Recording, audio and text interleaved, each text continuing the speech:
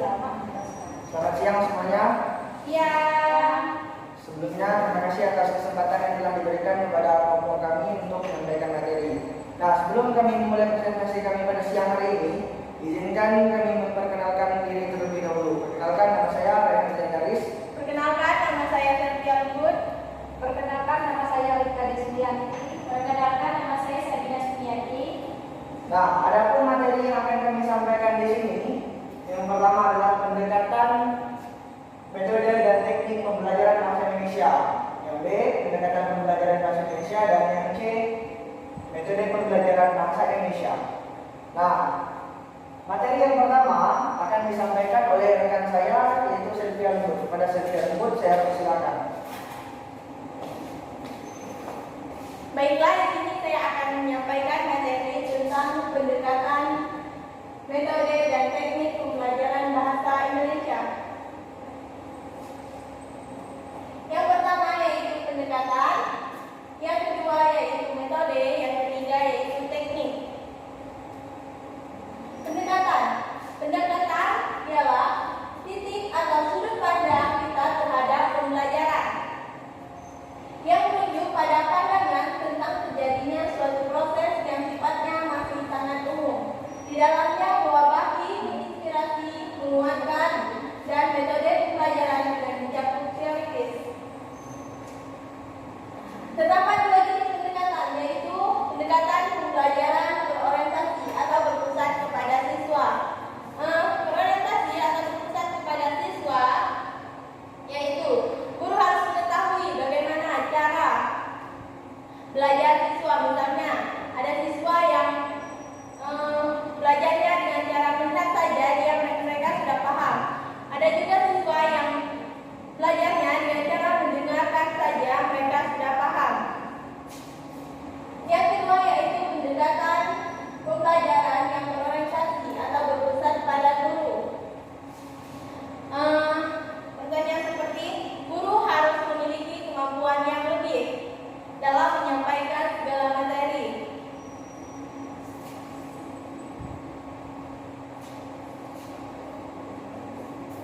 Yang kedua, metode.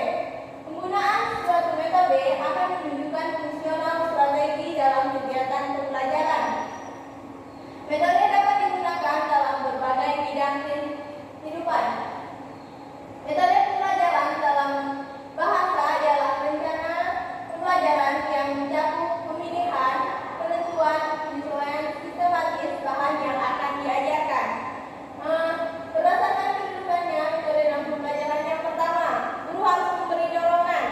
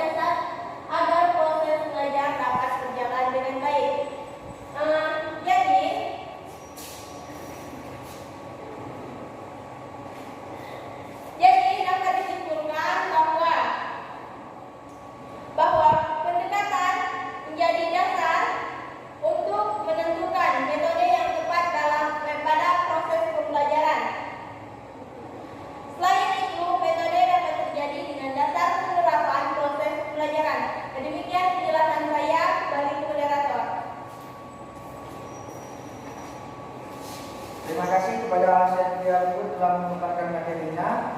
Selanjutnya materi akan disampaikan oleh rekan saya Rika Desmenti. Kepada Rika saya persilakan. Baiklah, di sini saya akan menjelaskan materi tentang pendekatan pembelajaran bahasa Indonesia. Nah, pendekatan pembelajaran bahasa Indonesia ini dibagi dalam 14 macam, seperti yang akan kami sampaikan. Yang pertama ini ada pendekatan behaviorisme. Nah, pendekatan behaviorisme ini berpandangan bahwa proses kemampuan bahasa anak itu sebenarnya dikendalikan dari luar. Karena bahasa sebagai wujud perilaku manusia merupakan kebiasaan yang harus dipelajari. Kemampuan berkomunikasi anak melalui bahasa pada dasarnya sangat ditentukan oleh stimulus respon dan peniruan. Contohnya begini, seorang ibu sedang mengajari anaknya dalam berbahasa, mana bahasa yang baik dan benar dan boleh dan tidaknya. Dan anak merespon dan mengikuti apa yang diajarkan oleh ibunya tersebut. Yang kedua, pendekatan nativisme. Pada pendekatan nativisme ini berpendapat bahwa anak sudah dibekali secara ilmiah apa yang disebutkan dengan LDA, Language Acquisition Deficit. Karena LDA ini sudah diprogramkan untuk tata bahasa dianggap sebagai suatu bagian dari otak. Contohnya begini, ketika seorang anak ingin berbicara, nah otaknya dengan cepat merespon bahasa yang ingin dikeluarkan si anak tersebut. Dan yang ketiga, pendekatan kognitif. Pendekatan kognitif ini berpendapat bahwa kemampuan anak itu berasal dan diperoleh sebagai akibat dari kemampuan kognitif anak. Kemampuan kognitif anak ini contohnya seperti pengetahuan dari anak tersebut, pengetahuan berbahasa anak tersebut. Dan yang keempat, pendekatan interaksi sosial. Pendekatan interaksi sosial ini merupakan pendekatan kesimpulan dari teori-teori yang telah saya sampaikan dari teori pendekatan behaviorisme, pendekatan nativisme, dengan pendekatan kognitivisme. Inti dari pembelajaran interaktif ini adalah siswa membuat pertanyaan atau mencari masalah sendiri dan berusaha menyelesaikannya sendiri. Dan yang kelima, pendekatan tujuan. Pendekatan tujuan ini sering dikaitkan dengan belajar tuntas. Dengan belajar tuntas berarti semua kegiatan belajar mengajar dianggap berhasil. Dan yang keenam, pendekatan struktural. Nah, pendekatan ini berpendapat bahwa bahasa adalah data yang didengar atau ditulis untuk dianalisis sesuai dengan tata bahasa. Dan yang terakhir, yang ketujuh, pendekatan komunikatif.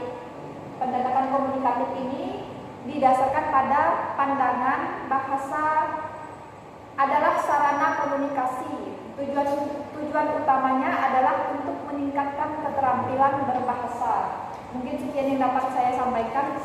Selanjutnya saya serahkan ke moderator. Terima kasih kepada Rika Desmenti telah memaparkan materinya. Selanjutnya materi akan disampaikan oleh saya sendiri.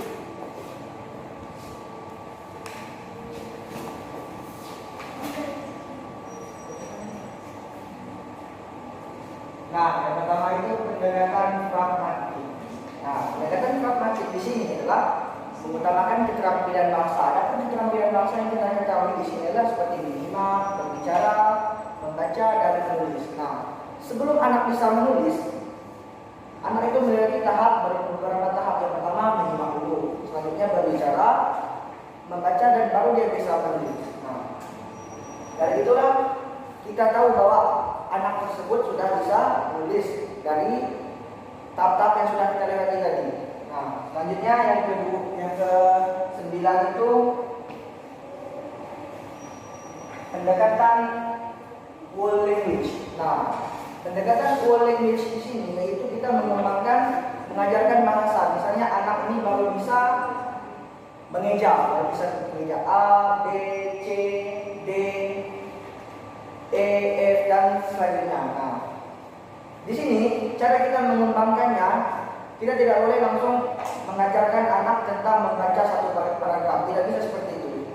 Kita harus mengajarkan anak membaca satu per kata, satu kata, dua kata, tiga kata seperti itu. Selanjutnya pendekatan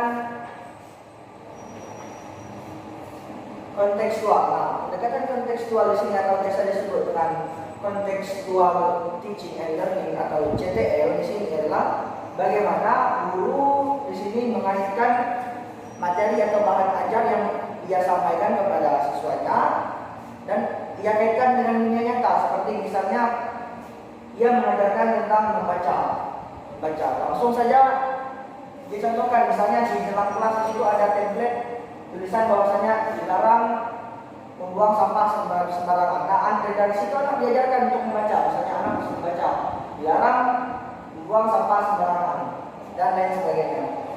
Selanjutnya pendekatan terpadu. Nah, pendekatan terpadu di sini kita mengajarkan bahasa dengan sistem yang berbeda. Saya di sini adalah mengajarkan bahasa dengan mata pelajaran lain, misalnya pada mata pelajaran IPA. Nah, contohnya seperti ini. Kita menunjukkan gambar, misalnya gambar kuda di sini. Nah, anak-anak kita minta untuk menuliskan, untuk mengeja kuda itu seperti apa sih tulisannya. Nah, seperti itu.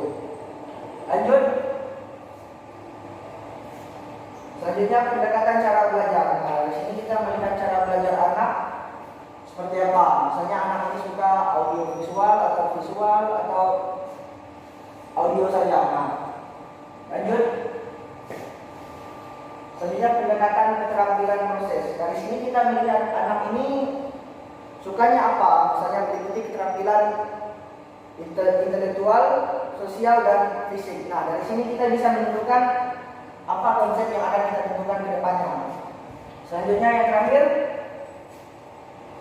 yaitu pendekatan komunikatif. Nah, di sini seperti yang telah rekan saya sampaikan tadi, bahwasanya pendekatan komunikatif ini mengacu pada sarana kita untuk berkomunikasi. Nah, dari cara kita berkomunikasi, kita bisa tahu bahwa anak ini belum bisa membaca, anak ini belum bisa mengeja dengan benar. Nah, sekian materi yang dapat saya sampaikan. Selanjutnya, materi selanjutnya akan disampaikan oleh rekan saya Sabina Sumiati. Kepada Sabina, saya silakan.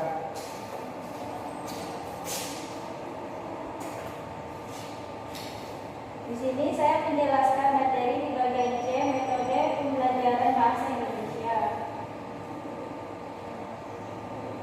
Metode pembelajaran bahasa secara umum. Yang pertama, metode terjemah kata bahasa. Menurut Iskandar Wasi dan Dadang, memaparkan beberapa metode pembelajaran yang digunakan dalam pembelajaran bahasa. Yang pertama, metode terjemah kata bahasa. Metode ini sering digunakan atau disebut metode tradisional. Meskipun kata tradisional masih sering diperdebatkan, metode ini sangat kuat berpegang pada disiplin mental dan pengembangan intelektual. Ciri-cirinya adalah seperti berikut. 1. Penghafalan kaidah-kaidah dan fakta-fakta tentang tata bahasa agar dapat dipahami dan diterapkan pada morfologi dan kalimat yang digunakan peserta didik. Kedua, penekanan pada membaca, menulis, dan terjemahan, sedangkan berbicara dan minimal diabaikan. Ketiga, seleksi kosakata berdasarkan teks bacaan yang dipakai. 4. Unit yang mendasar adalah kalimat, tata bahasa diajarkan secara deduktif. 5. Bahasa daerah digunakan sebagai pengantar dalam terjemahan, keterangan, perbandingan, dan penghafalan kaidah bahasa. Metode digunakan untuk menganalisis kata bahasa dan terjemah bahasa menjadi sasarannya. Keterampilan bahasa yang dipelajari adalah keterampilan membaca dan menulis, sedangkan keterampilan menyimak dan berbicara tidak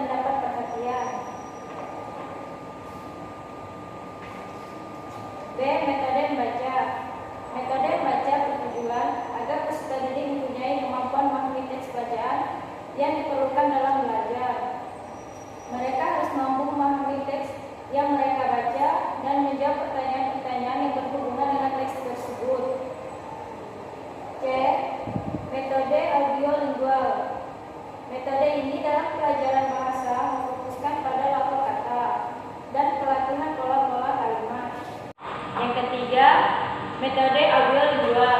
Metode ini dalam pelajaran bahasa memfokuskan pada lafaz kata dan pelatihan pola-pola kalimat berulang-ulang secara intensif. Metode ini mengutamakan pengulangan sebagai efisien waktu dalam belajar bahasa.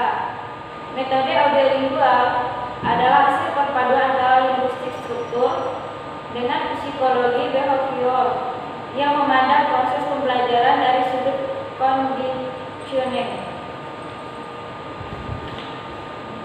Yang D, metode reseptif dan produktif. Metode reseptif mengarah pada proses penerimaan isi bacaan, baik yang tersurat maupun tersirat. Metode tersebut sangat cocok dan produktif diterapkan kepada peserta didik yang dianggap telah cukup banyak menguasai kosakata, frasa maupun kalimat. E. Metode langsung. Metode langsung adalah belajar langsung menggunakan bahasa secara intensif dalam komunikasi. Orientasi metode ini adalah penggunaan bahasa di masyarakat. Peserta didik diberi latihan melalui demonstrasi, peragaan, gerakan, serta mimik secara langsung. E. Metode komunikatif. Program pembelajaran komunikatif harus mencakup semua keterampilan berbahasa. Setiap tujuan diorganisasikan ke dalam pembelajaran. Setiap pembelajaran dikhususkan dalam tujuan-tujuan operasional yang merupakan produk akhir. G. Metode integratif. Integratif berarti menyatukan beberapa aspek di dalam proses. Integratif terbagi menjadi interbidang studi dan antar bidang studi. Interbidang studi artinya beberapa aspek dalam satu bidang studi diintegrasikan. Misalnya menyimak diintegrasikan dengan berbicara dan menulis. Metode selanjutnya metode tematik.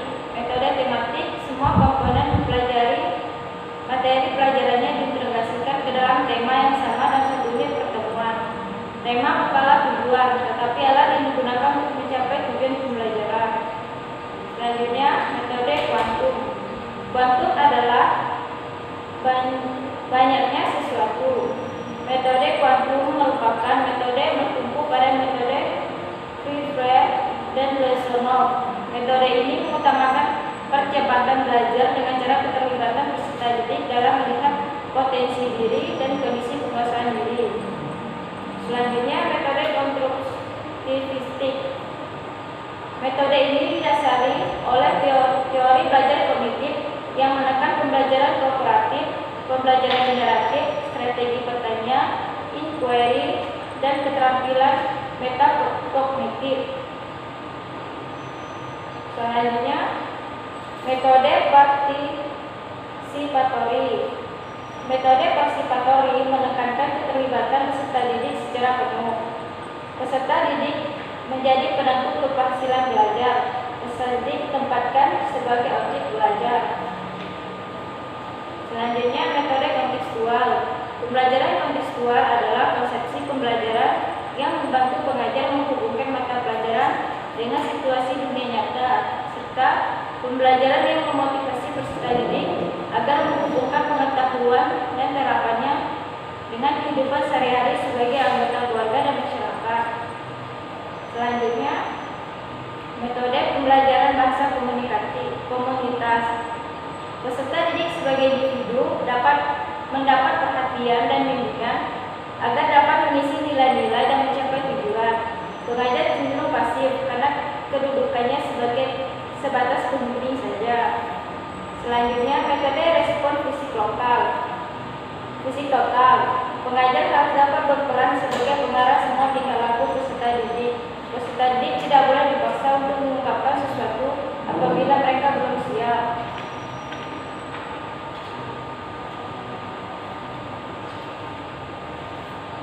Proses pembelajaran dengan metode respon fisik lokal seperti tertera di bawah perintah kepada peserta didik kemudian memperagakannya bersama-sama. Kedua, peserta didik mendemonstrasikan perintah tanpa pengajar.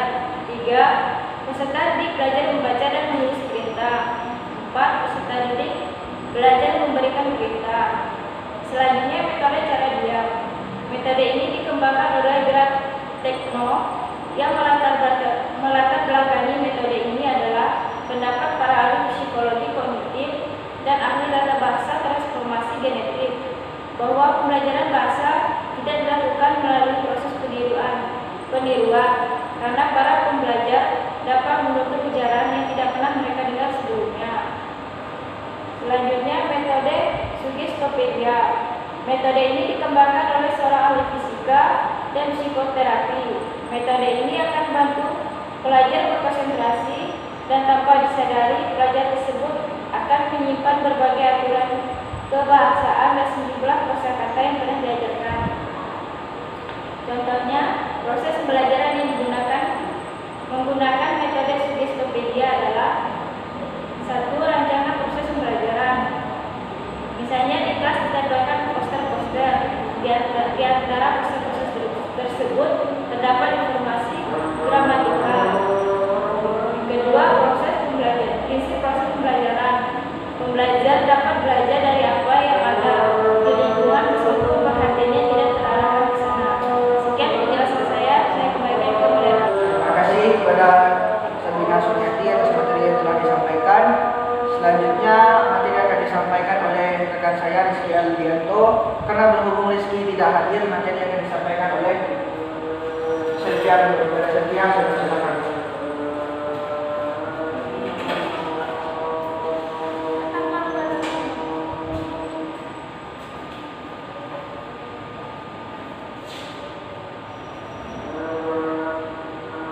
Baiklah, di sini saya akan menyampaikan materi tentang pembelajaran membaca dan menulis permulaan di kelas rendah.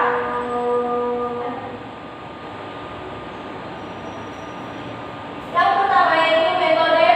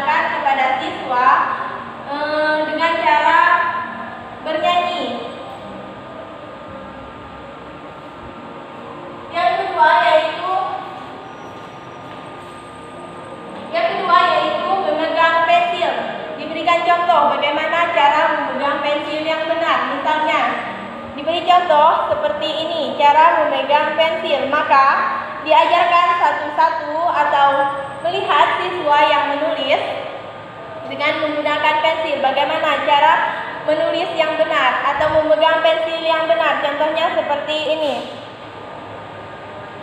Biasanya anak SD ada yang memegang pensil seperti ini, ada yang seperti ini, ada yang seperti ini bahkan.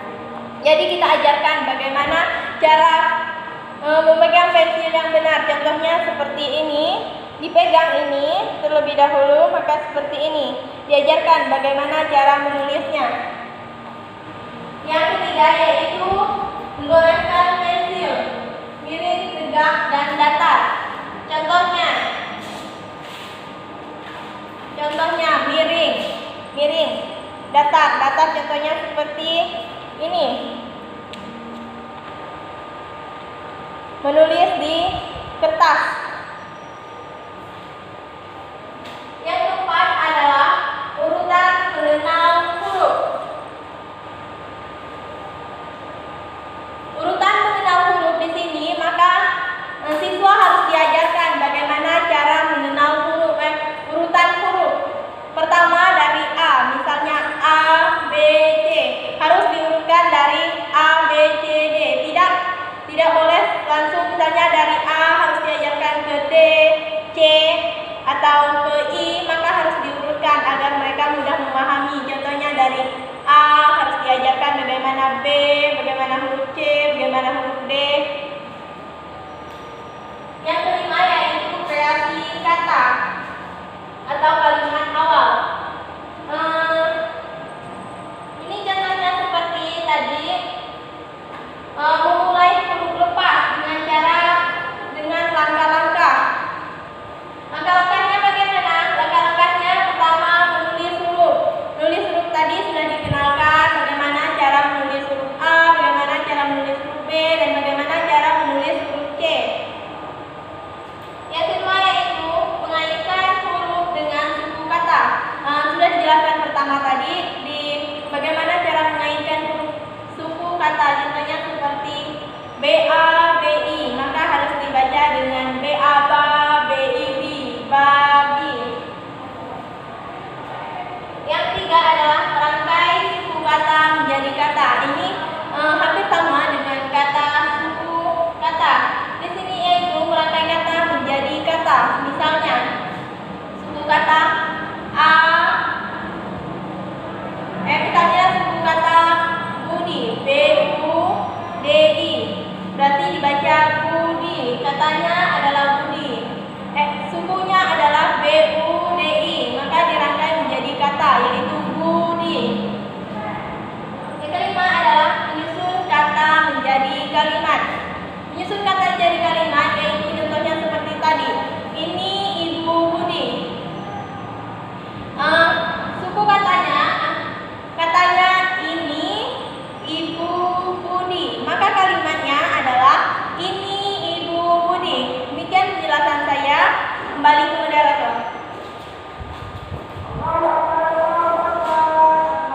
Terima kasih kepada Sylvia Lembut yang telah mewakili teman kita Rizky Alianto yang berhalangan hadir hari ini. Nah, sekian materi yang dapat saya sampaikan, dapat kami sampaikan. Jika ada yang kurang dimengerti, silakan ditanyakan. Selamat siang semuanya.